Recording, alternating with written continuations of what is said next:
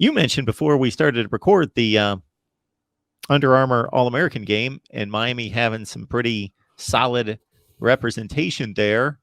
Did you get a chance to check it out and your evaluations of these guys? Absolutely. You know, we're going to start out in the fronts. We always start on the fronts here. Rueben Bain. Let's get into Rueben Bain, man.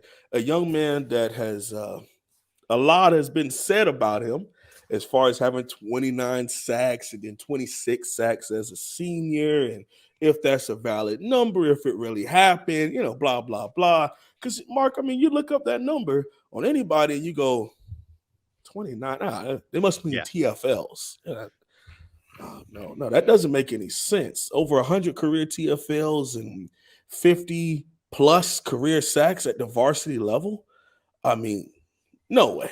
You know, people don't want to validate that. But Rueben Hurricane Bain, as y'all see down there, took it upon himself to show the nation and to show all the offensive linemen and these big time guys who are going to Georgia, Bama, Florida, Ohio State, blah, blah, blah, that he could play.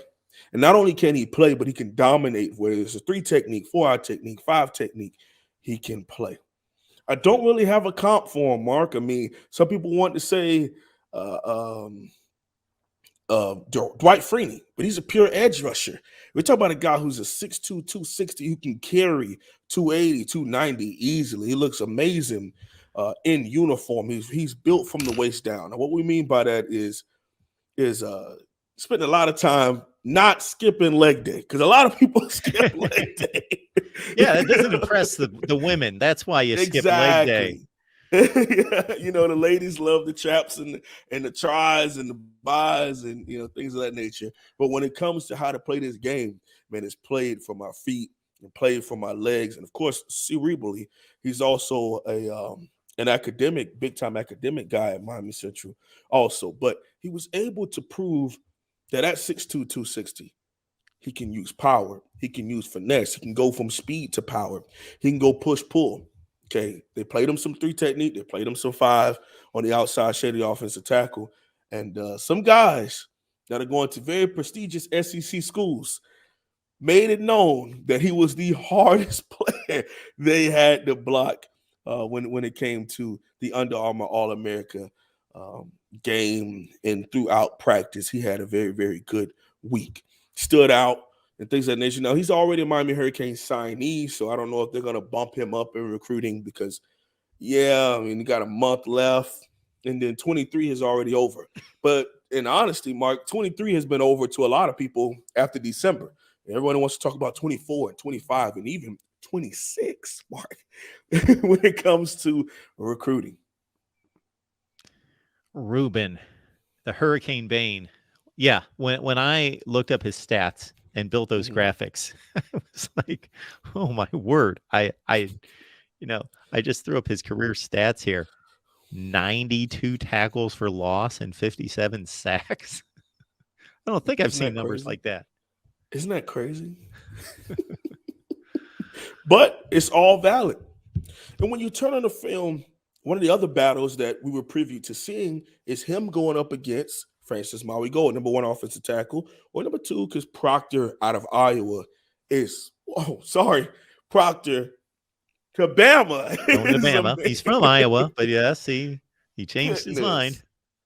God, I really want to see him go to Iowa.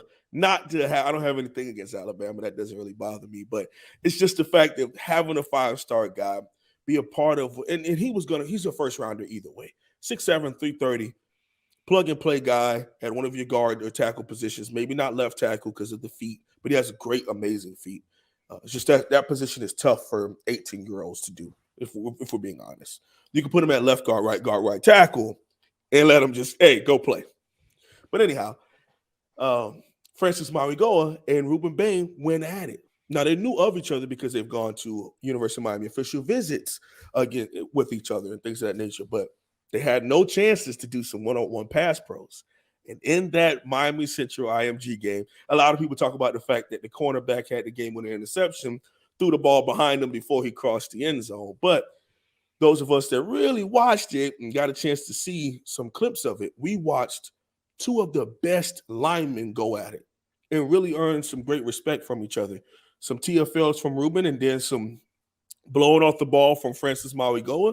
And then once Rueben went inside, he made a lot of his big time plays against some of the interior guys from IMG Academy. But Rueben Bain is somebody that I've been bamming down the door for because he is not only a technician, because most short guys, Mark, in your time watching the game, the short guy, he has to be elusive, extremely quick, have the great IQ. He's a DN, but he has the IQ of a middle linebacker because we have to, shorter guy, 5'11" guy, but we have to use those kinds of things in order to make it to those levels and play big time ball and get in the backfield and get the sacks we have to have, because we're not 6'5" running a 4.2 and just fly around a guy. We can't chase young every player.